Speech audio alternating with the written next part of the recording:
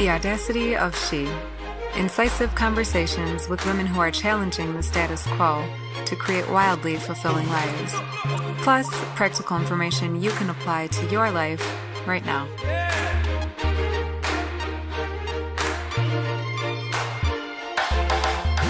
Greetings! I'm super excited to share today's episode of The Audacity of She with you. A couple weeks ago at the time of this recording, I had a conversation with my good friend Jasna Burza. Jasna is a life and business strategist. Her mission is to help people wake up feeling good about themselves and go to bed grateful for what they have. Jasna's positivity and passion for dreams is not only infectious, but it's guaranteed to energize and empower those around her. Having lived through war in native Bosnia, Jasna teaches and inspires others to learn resilience, create purpose, and connect to deeper meaning of life, aligning their skills and passions with their work. In our conversation, you'll learn about Jasna's time spent in a refugee camp while her father was in a concentration camp, how she moved to the U.S. and attended school with plans of becoming the president of Bosnia. And yes, I mean that literally.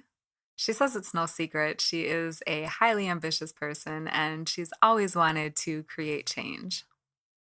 You'll learn about her process of abandoning this dream and how she navigated the space of nothingness, as she calls it, that resulted. You'll hear about how she interpreted some of the big setbacks that have happened in her life, the pain and resentment that came along with them, and how it inspired her to change her whole life once more, walking away from a very lucrative career to discover what she is here to do.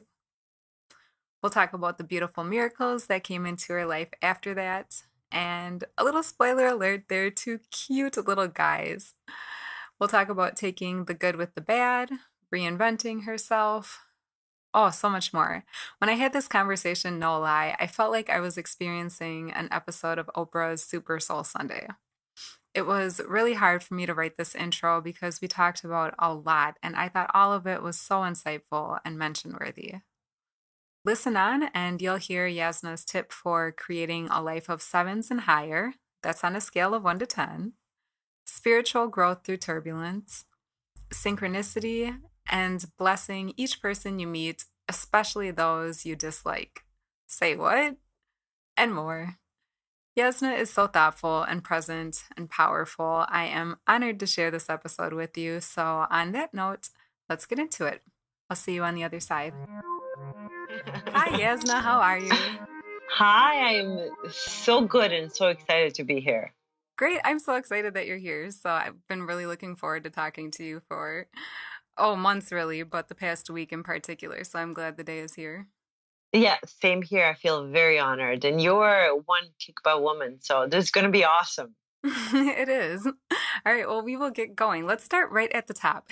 Jasna, I know you don't like talking about concentration camp stuff too much and like refugee camp, but just to give people a small baseline, can you just kind of say like just bare minimums about just kind of the earlier days before moving to the U.S.? Boy, you really had to go there, didn't you? Well, that's like a huge transition. And how happy you are, that's when I was like, wow, how did this woman even get to that point? Because I think my life might have crumbled, but you're thriving. So that seems really important. Well, you know, I don't want my name to be associated with poor me, I'm the victim, look at what I've experienced. But what I've realized recently is that there's a innate curiosity about my childhood. And very often I am very positive and very forward thinking. And I think that I've heard one of the clients say, it's like, you're always so put together and so happy. It's like, you must have had such a perfect life. And I think that sparked an interest in me in sharing just a little bit.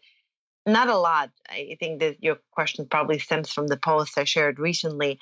I grew up in Bosnia, and when I was 9, war started in Bosnia, former Yugoslavia. So I ended up in a concentration. My dad, rather, ended up in a concentration camp, and my family and myself, we ended up in a refugee camp. So that was my upbringing. That was my life at 9 years old. And I think when you're faced with something so early on, it just becomes your reality. Like if I look back, it's just what it is. I didn't know any different. But Mm-hmm. what it had done for me, I think, is created a whole different reality in which I am so utterly grateful for the life I have. And, in researching positive psychology and following the people that I do follow, and I've come to a realization that having that attitude of gratitude brings even more my way. And so it's like, wow, and then just reinforces the feeling like, thank you, thank you. So from that early childhood, I think that I've learned that I am incredibly resilient, that life is always complicated. It's never easy, and things will happen. It's coming. It has to happen. So if I can remember that I can survive no matter what, and that I'm stronger than that, then I think that I win, and that every single morning, if I wake up knowing that I'm a good person, that I'm doing good, that I'm have a peaceful heart, I'm doing well. Yeah, absolutely. I love that. Hmm. That's great. And so you moved to the US and you came to the U of M and you initially studied public policy. That was your master's, right? Yes, well, actually, I went to St. Ben's and St. John's first, and I studied peace studies and political science. Mm. I wanted to be a president of Bosnia. That didn't Literally the last long. president of Bosnia? Literally. I mean, Huh. I've always, it's no secret. I'm a highly ambitious person. Always Yeah. have been, very type A driven. So I got very disillusioned very quickly. I ended up working for the International Committee of the Red Cross in Geneva, Switzerland, and I was just so, I think, confused by all the bureaucracy. And I am a rebel secretly, Mm. so Mm-hmm. I wanted to create change. Always have, but not when I had to be a puppet for something I don't believe in. So I gave that up. But first went to St. Ben's, and then traveled around, went all over the world: France, Africa, Brazil, and came back to Minnesota to do my master in public policy. Still hoping I'd be a president of Bosnia, but Hmm. got more and more disillusioned. Okay. So then after you received that master's degree from the U of M, when did you decide that you wanted to do something different, that you no longer wanted to be the president of Bosnia? Oh boy, I think I knew it. I didn't want to admit it, because Hmm. when you're invested and you put so much of schooling and money and time into, your dream, it's very difficult to, shift gears.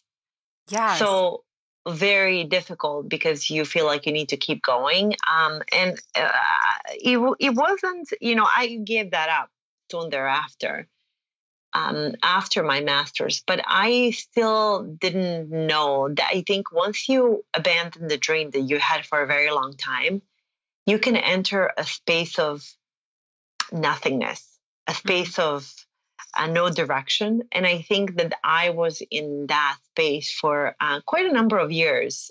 And I was going from a nonprofit world to a for-profit world, trying to find myself and trying to experience what would work for me. Where could I find my place under the sun, so to speak? Hmm. But within that world and within that place of nothingness, you were really thriving financially. It's not like you were trying to scrape by. No, I have always done very well, thank God.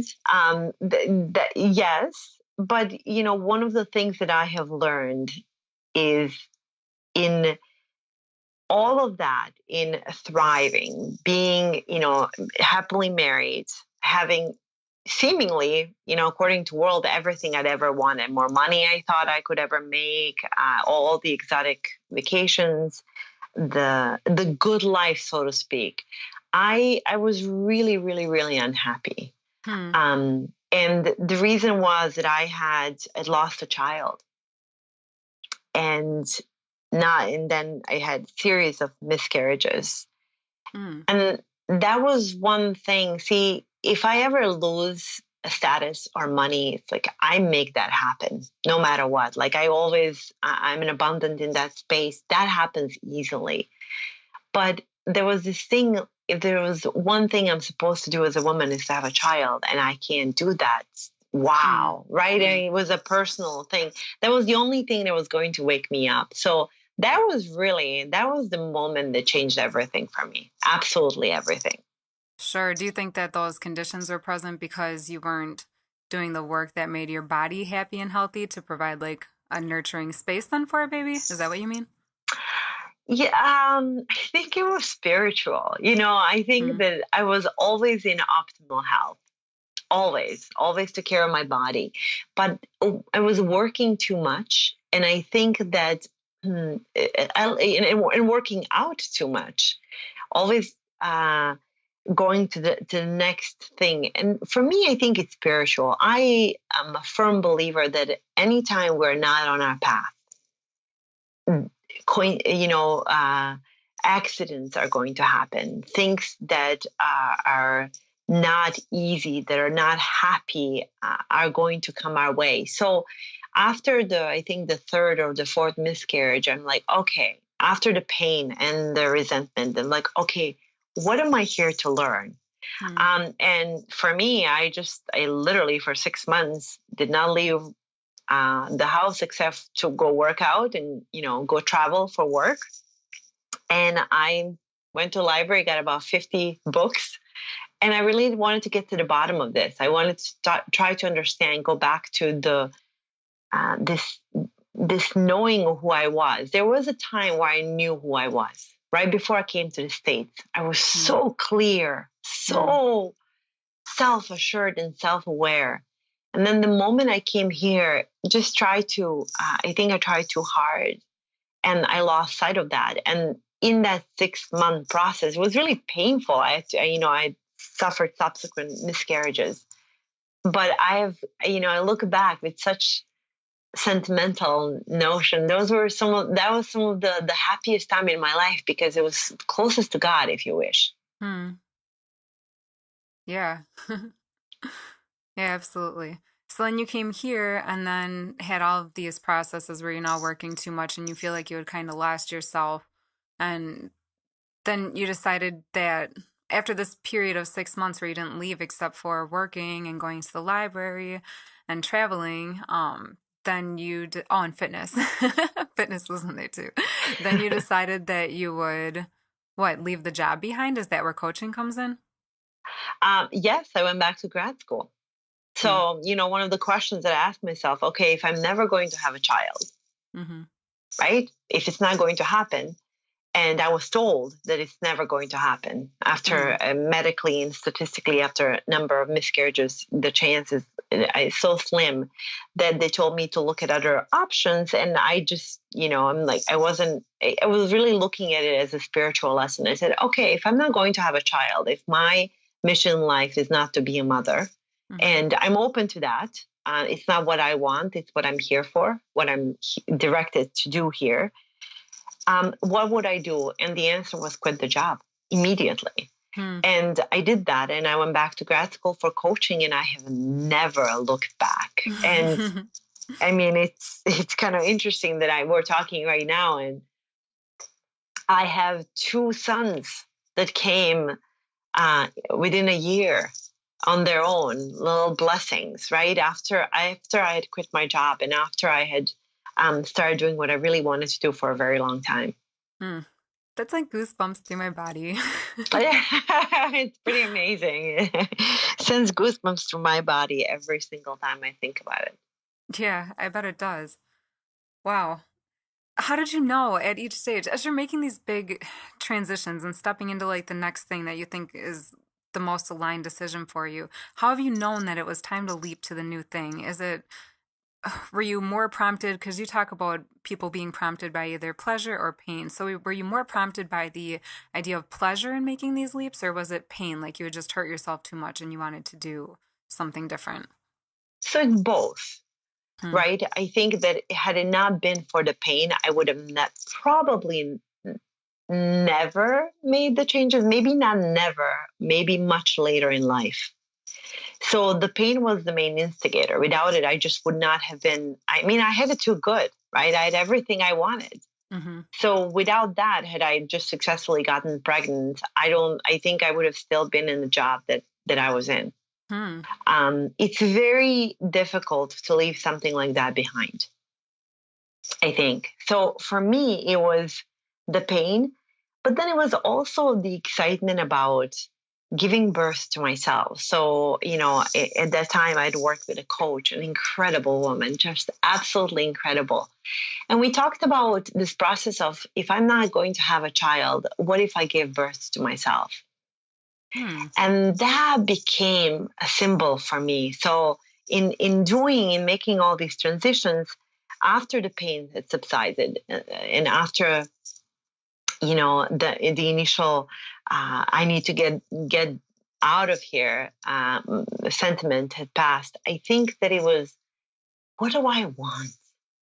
What have I always wanted? And I've always been positive and inspiring and practical. And I remember even in my sales job, I had positive psychology uh, tabs open in my computer in articles that I would read. I was always attracted to it, and I had dabbled in coaching probably 10 years before I went to grad school. But I thought that it was foo-foo. I thought it was uh, too soft. I was an academic Hmm. and a researcher and a professional. And I just, it was so tied up in my identity. I thought that, wow, I'm only going to be a life coach. You mean I'm not going to be the president of Bosnia? And that was just like, I had to overcome that. Like, yes, I'm going to be a life coach and I'm going to be the best coach there is. And I'm going to be so incredibly happy. And it was this hope. It was the walk toward the sun Hmm. and reinventing myself, giving birth to myself. And I continue to do it. I think in having children, I'm realizing that I have to give birth to myself over and over and over again through them, because they teach me. But it was really both. And if I may add, because I know there will be people listening to this, who may be experiencing difficulty, I would never take any of it back. Hmm. I think that pain is sometimes the best teacher. And there's a beautiful quote in someone told me, I believe there is in the Bible, story of Esther, that says that, God told her that, I'll never put more on your shoulders than what you can handle. Mhm. And for whatever reason, that always sits on my consciousness in every decision that I make. Hmm. Yeah, that's great. And it does make so much sense. Mhm. It does. It really does. It's every single time, even in my daily walks, if someone, cuts me off, or I encounter any kind of uncomfortable feeling or an accident, the first thing that I ever do is stop and saying, how am I not being present right now? Hmm. Because those things do not happen in a vacuum. They don't happen they happen when I'm mindless and I'm not doing what I'm supposed to do. Hmm. So from those big things that I would, I never change, I've become more susceptible to those things. So I am the master of saying no and avoiding um, uncomfortable situations. That is not to say that uh, that I live in la la land. It's just that I firmly believe what it is that you surround yourself becomes your makeup, your internal Yes. makeup. Mhm. And I don't want that to be affecting my energy. And that's another thing I really strongly believe in. So I avoid polluted thoughts and Mhm. polluted people and toxic conversations with a vengeance. So Isn't much it so that, oh, go ahead. isn't it amazing how much those things impact your life? I never really realized that until I started getting really clear about who I was spending my time around and what type of Oh, like yeah. physical possessions I had in my space and just going through that process. Huge. I think it makes all the difference in the world. In fact, if I'm ever feeling very,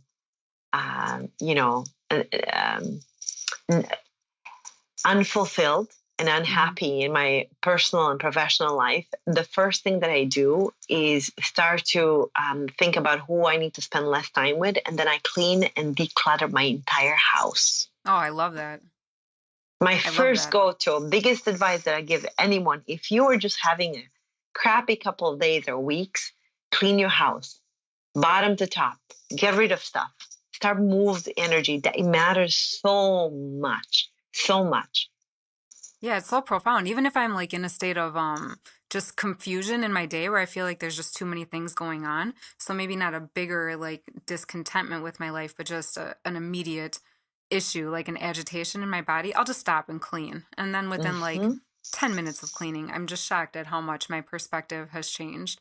Because it's like as you organize the things in your physical space, it organizes your mental space.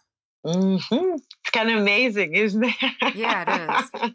It is. I It just had is. one of my friends on. I'm at the time you and I are talking, I'm going to release her episode today, and she does closet curation. So she starts the process of cleaning your home inside of your closet. And like the baseline that she helps her clients get to is like a baseline of joy within their wardrobe. And then that simplification and that letting go starts to like seep into the other areas of your home and of like your mind. So it's really interesting to watch the transition through that perspective too. I love that. I think it makes a world of difference, and we need to seek out people who know more about that and who can Yes. teach us.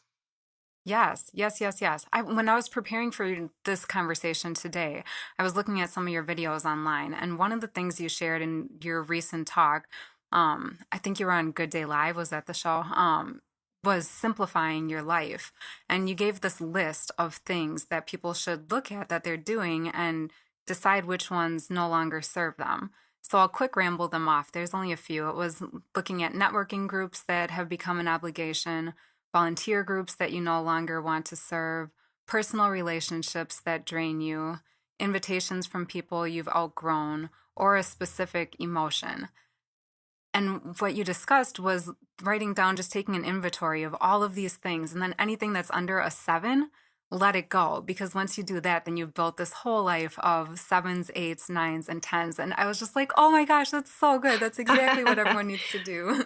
Starting with me. Revolutionary, right? It's so revolutionary and it seems hmm basic, but we forget that. And here it was, just this really succinct list of the exact things that you should look at. Because imagine if you have a life that's a seven and above. Oh my, that's a pretty good life. that's an But amazing life. it's very easy to get caught up in the extracurricular activities that do not serve us whatsoever, but only serve the ego. Mm-hmm. And I think we have to become so discerning of where we spend our time. And most of the time, we will find that it's misappropriated, that Hmm. it's really not wisely used. And the things we do are the things, the reasons why we do them are not the true reasons. And I think we need to wake up to that and stop this madness of pleasing others and doing things just because it's expected of us because everyone else is doing it. It's Hmm. ridiculous. Hmm. So how do you identify the things that you think might be bringing you joy, but they're really just the things that society says should bring you joy? Oh, we all know what doesn't bring us joy. We just keep doing it. You're I right. think I think that's a no-brainer, right? I mean um the, the all the things that we do and we're committing to boards. I remember committing to be I was on a city council recently, and I did enjoy it, Hmm. but I realized that how stretched out I was. So if you're not fully there and you could be somewhere else with more the soul and the body, then that's where you should be.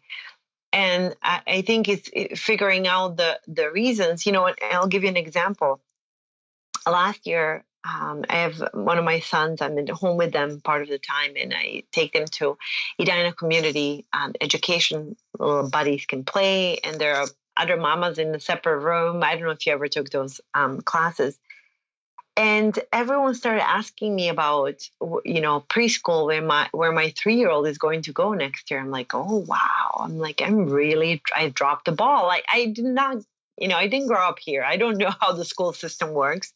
Hmm. And as a mother, I want to provide the best for my child. So there was this notion like, wow, everyone is putting their kid in preschool at 3. Hmm. I'm putting him at disadvantage. And I did. I signed him up 4 days a week for 2 hours. And mind you, at the time I had, a 2-year-old, another son younger than him. And I'm thinking, I have to sometime wake him from his nap so I can drop my other kid off for 2 hours, which will leave me with an hour 15, right? To do something like, what am I going to do? And I started thinking about the stress they would bring on my children Hmm. to do that in the winter, 4 days a week. Hmm. I'm like, okay, so why am I doing this? Hmm. And the only reason why I was doing it because all of the moms in my preschool class were doing it. Mm. Like, this is very interesting. I don't very easily get caught up in this, but this is an example of one place in my life where I'm not as knowledgeable or confident. It's just parenting. I don't know how to do this thing. So I fell for it. But very quickly, I pulled him out, of course. And I mean, we have all been happier for it, right? He doesn't lack, education. He's incredibly smart. And I think he needs to be more of a child. The Mm. education, that will come. I have no doubt that it will come. So it was an awakening moment for me that how easily I can fall into that situation. But it's really asking yourself, why am I doing this? Mm. Right? Yeah, Finding the true reason behind yeah, it. that's one of the things that I appreciate most about you, just over the months that I've kind of, well, from the outside anyways, watched your processes, is that you really take your own medicine. You said that in December when we had coffee, and it was just, it's so true. Because Mm-hmm. you may look at it like, oh, I can't believe that I put my son into daycare and into this situation, or into preschool, into this situation that wasn't helping just based on what society would have us do. But what I see is that you were able to so quickly, within what, just a couple of months tops, assess that the situation wasn't working and then correct course and change it so that your life was back to making sense again. Yes. Well, it goes back to the thing that I said previously. I don't, if I don't like uncomfortable feelings. The feeling Hmm. of anguish or anxiety, the moment I feel it, I stop everything I'm doing. Absolutely everything. Because if I don't deal with what's at hand and what's causing that, it's only going to create an avalanche of more of it to come. Yeah. Every single time, because everything else that I do, I'm bringing that anxiousness or that icky feeling into it. And I refuse to do that. I refuse to pollute my marriage, my beautiful marriage, with that presence in my children with that. And listen, I'm very open about my transgressions, or very open about the fact that I fall on my butt more often than I would like to admit. Hmm. But I think that everyone does. And if we can learn to be so loving to ourselves, understanding that we all do, that it's a human experience, and change course. As a matter of fact, take that approach like, okay, well, that didn't work. What else could work? Mm. Versus, oh, you're so dumb. What were you thinking? All of that language that goes in that self hatred from when we make a mistake. It happens. Just, realize that it wasn't the decision made from a conscious place. It happens to everyone. And then what is a better feeling decision that's going to serve you and your family right now? Yeah, absolutely. Because it's only through those ebbs and flows that you really find your own rhythm, anyways. Like, you can't really understand, like, the really deeply fulfilling moments if you haven't had, like, the deeply unfulfilling moments. It's like you need both ends equally. I don't want my life without it.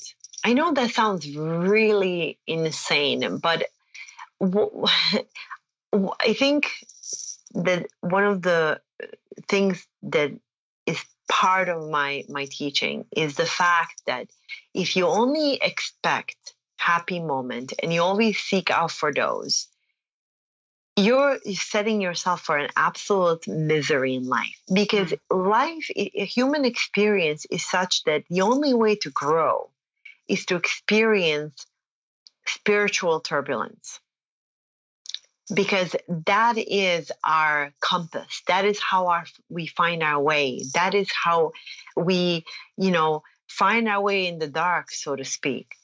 And I think that we need to seek out uncomfortable because we learn what we're made of. And, I tend to really, really welcome difficult situations.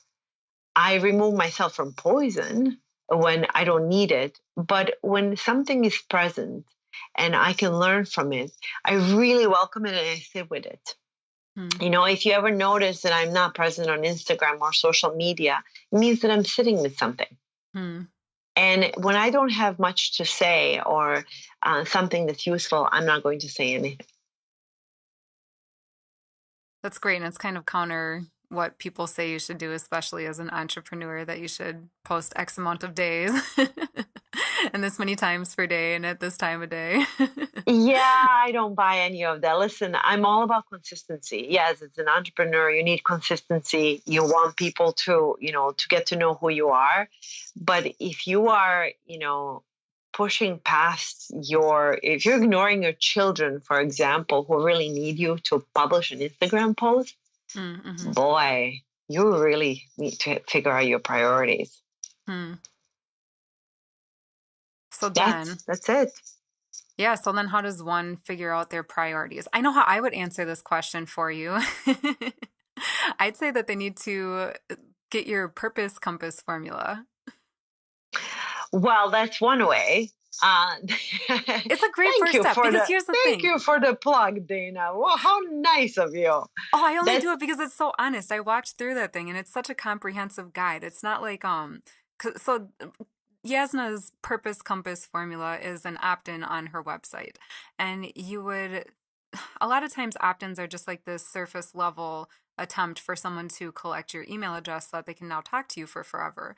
And Yasna's is just not that at all. It's very in depth and it's what 20 some pages and it walks you through a really clear, concise process. And at the end of it, you have these real takeaways that you can start to apply to your life right now after getting a really big, thorough snapshot of what's going on in your life.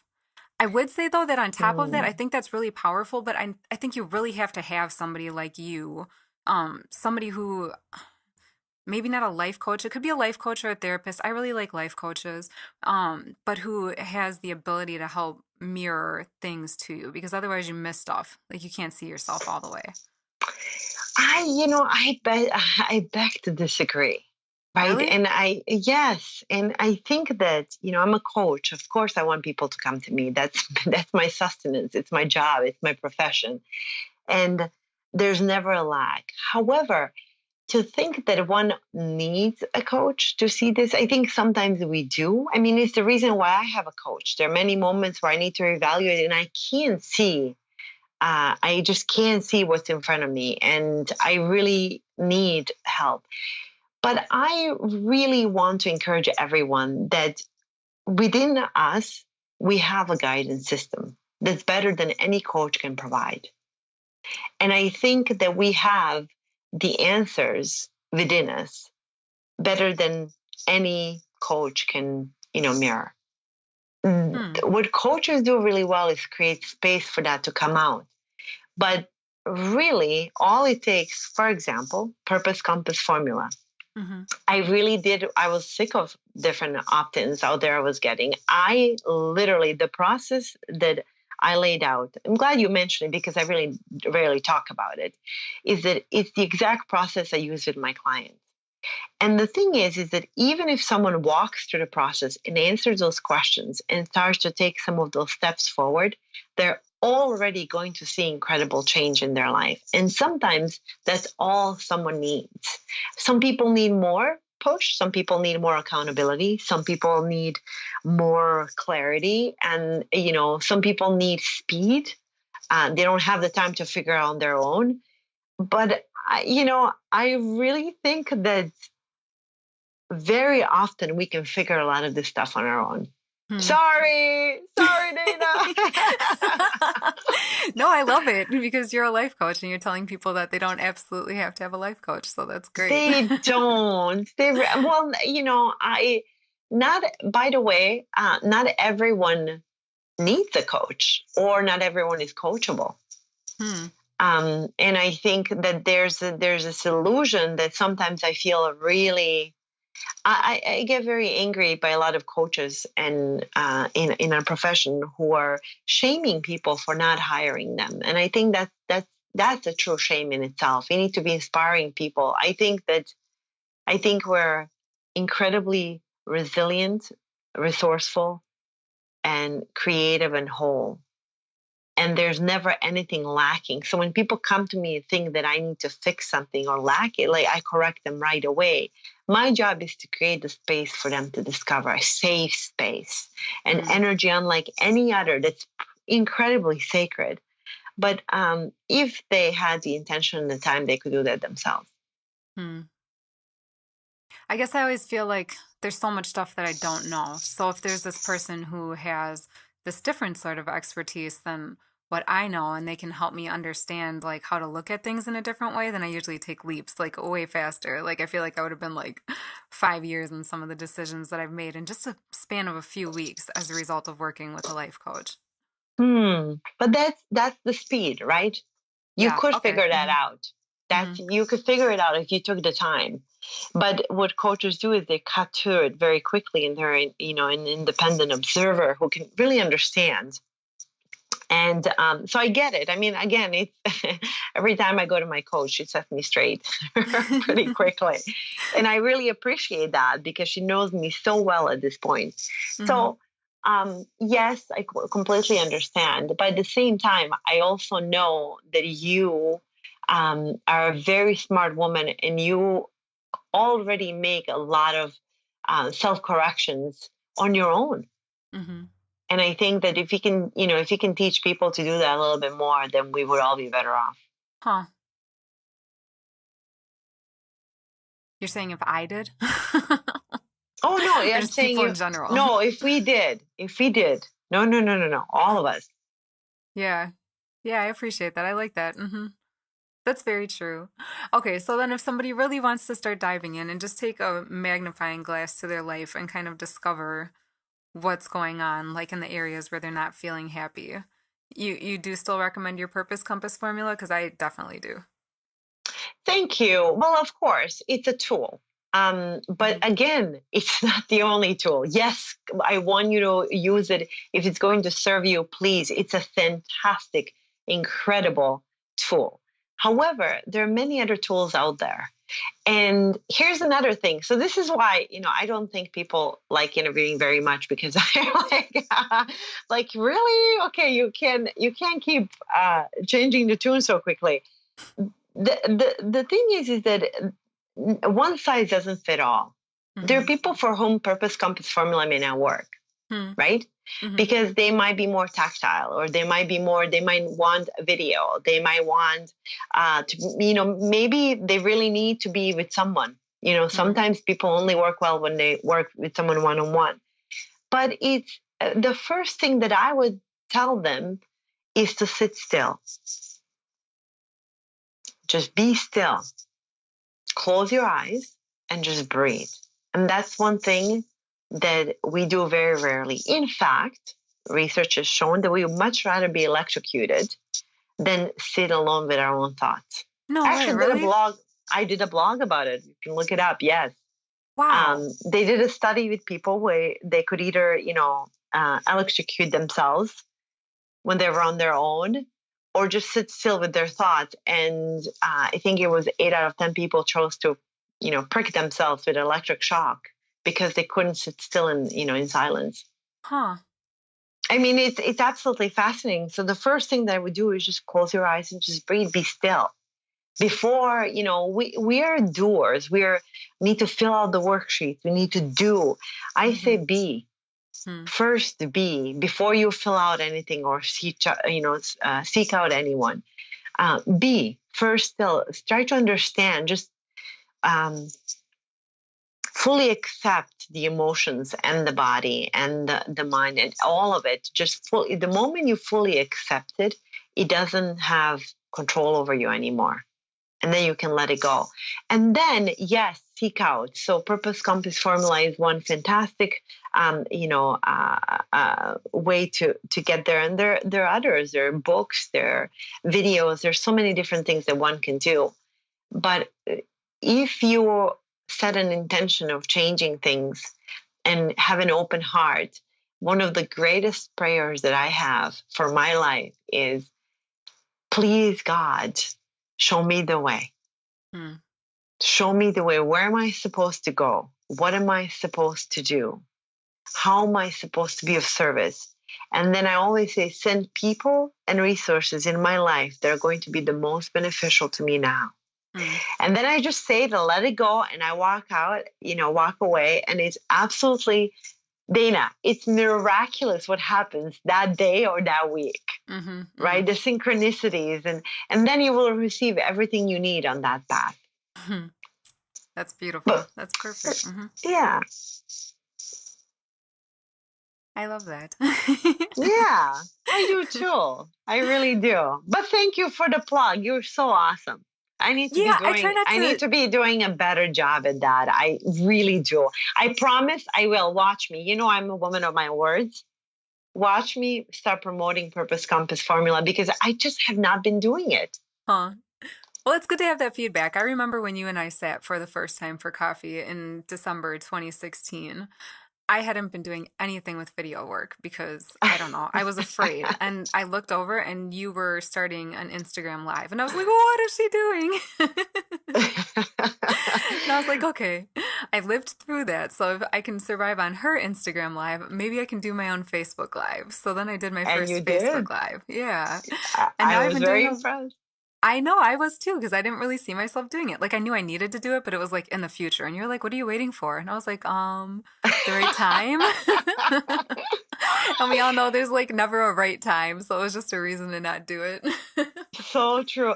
Here's the thing. One of the things that I do know is that people who, if I want everyone that I meet with to walk away feeling inspired, loved, or just completely moved, Hmm. right? That's my mission in life. Every So single person? every single person, Wow. even the people I really dislike, with them especially, I go above and beyond. How do you Uh, do that? Well, I am present. I remove this is difficult if I have something at stake, if I want something from them. But if I can, because then I get my own, ego I need to get my ego checked, is to just be completely understand that we're so more connected and more alike than we think we're apart, or Hmm. we're different. Mm-hmm. And if I can do that, then I have this understanding. Listen, it doesn't work every time, but I really do my best that if I can have love for another, then I know that in the same token I'm loving myself. And Hmm. it was really remarkable when I met you. And by the way, I don't take meetings, right? It's like I just say no. I'm a master of saying no. You have been so persistent. God bless you.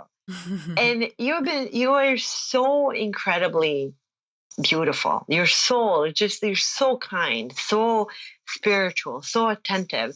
I love that. And what's so incredible is that I think that you're really, poised to be on camera. And I think you've proven me right. So I'm really glad that you took that step.